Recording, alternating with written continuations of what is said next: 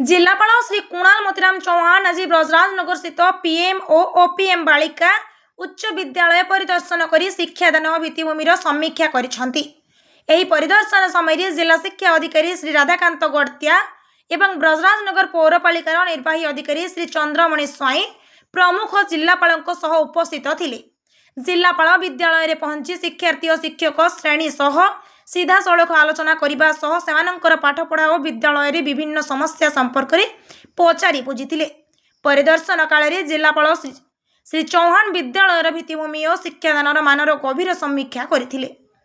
छात्री माने जेपरि आगामी परीक्षा गुड़िक सर्वोच्च A1 ग्रेड हासिल करें से स्वतंत्र दृष्टि देवाक से शिक्षक श्रेणी को निर्देश देइछंती। कोमलमती शिशु माने जेपरि उत्तम शिक्षा ग्रहण कर श्रेष्ठ परिमाण आनी पारिबे से समस्त आवश्यक पदक्षेप ग्रहण करने को से परामर्श देइछंती। एहासह विद्यालय छात्री मानकर दैनिक उपस्थान वृद्धि करने दिगरे तुरंत उचित पदक्षेप नेबाकू से प्रधान शिक्षयित्री और शिक्षक मानकू कहिसंती। विद्यालय परिसर में स्वच्छता बजाय रखिबा सह प्रत्येक छात्री को गुणात्मक शिक्षा प्रदान करी A1 ग्रेड हासिल कराइबा आमर मुख्य लक्ष्य हेबा उचित बोली कहिथिले। एथिसह विद्यालय परिसर को स्वच्छ और निर्मल रखिबा उपरे जिलापाल विशेष गुरुत्व देथिले। से सेठारे कार्यरत स्वयं सहायक गोष्ठीर सदस्य माने आलोचना करने सह मध्याह्न भोजनर गुणवत्ता जांच करथिले।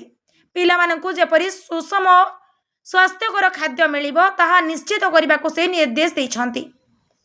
झारसुगुड़ारू घनश्याम पढ़ियारी रिपोर्ट ओडिया भास्कर।